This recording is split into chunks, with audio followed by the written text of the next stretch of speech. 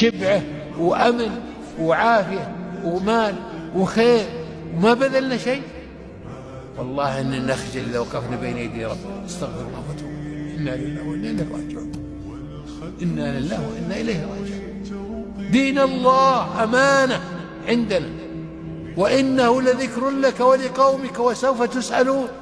عندنا جواب، فلنعد للسؤال جوابا وليكن الجواب صوابا، وليشهد الواقع في حياتك قبل موتك ولو آخر لحظة إنك استقمت على هذا وعزمت إنك ما عشت، إن عشت فستكون عليه. ترى جاء رجل إلى النبي صلى الله عليه وسلم عبد ليهودي في خيبر، وعرض النبي صلى الله عليه وسلم عليه الإسلام فأسلم. قال يا رسول الله كيف أفعل بغنم اليهود؟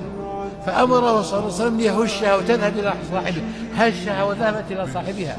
بدأت المعركة وقاتل مع النبي صلى الله عليه وسلم. هالعبد لا قال يأتي المحل، قاتل مع النبي صلى الله عليه وسلم، كان من أول الشهداء.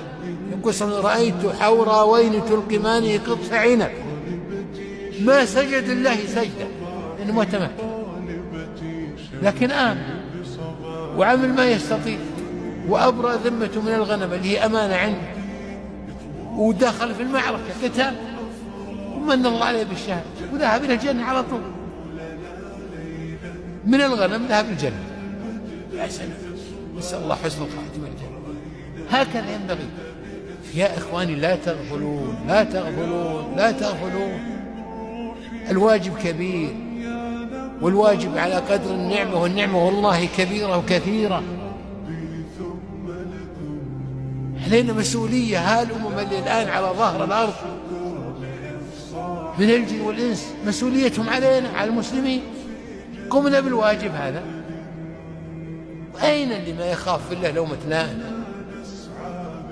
هذا واجب على كل أحد. أولياء الأمور حكام البلاد الإسلامية واجب عليهم والدعوة إلى الله وحماية دين الله ونشره بين الخلق والدفاع عنه. علماء الأمة واجب عليهم هذا ما داموا أحياء يترددون على الأرض، واجب عليهم يبلغون. أغنياء المسلمين واجب عليهم، مسؤول المسلمين الوزراء وكلهم. المسؤولية هي إقامة دين الله في عباده، وحفظ وصيانة حرمات المسلمين، هداية الخلق للحق. هذا واجب على كل الناس. والله إنه واجب على راعي الغنم اللي مثله، وواجب على الطحانة لمثلها، وواجب على عامل البلدية لمثله المسلم، وواجب على الشاب لمثله والشابة لمثلها. واجب هذا. دين الله أمانة. تنتظرون أن الله ينزل ملائكة من السماء يدعون الناس؟ لو كان في الأرض ملائكة لبعث الله إليهم ملكا رسولا، لكن الله عز وجل بعث لنا رسلا من جنسنا وبلغونا، قامت حجة الله علينا، والواجب علينا أن نبلغ دين الله مثل ما وصل إلينا نوصل لغيرنا. متى يبلغ الأجيال إذا لم نقم بهذا الواجب؟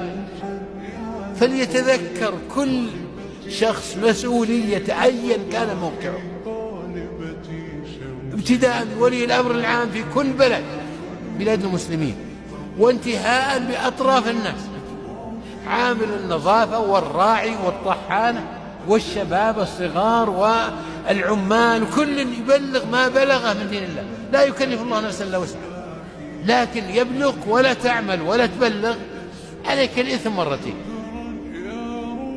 فإذا بلغت خففت عن نفسك. من عمل صالحا بنفسه ومن أساء فعليه وربك بظلام العبيد.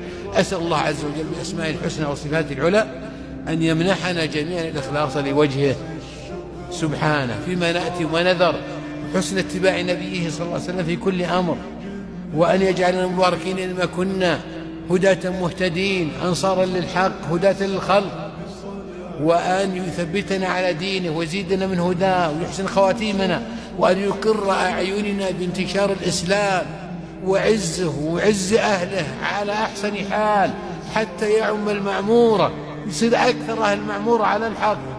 هذا اللي ندعوه، هذا اللي نرجوه، ندعو الله به ليل نهار. إن الله يهدي فئام الخلق إليه وينجيهم من النار ويدخلهم الجنة. نرحمهم، والله نرحمهم، نرحم أنفسنا ونرحمهم، مساكين. إذا لم نبين لهم حنا المسلمين من يبين لهم؟ سبحان الله. سبحان ربك رب العزة عما يصفون، وسلام على المرسلين والحمد لله رب العالمين، وصلى الله وسلم وبارك على نبينا محمد وعلى آله وسلم.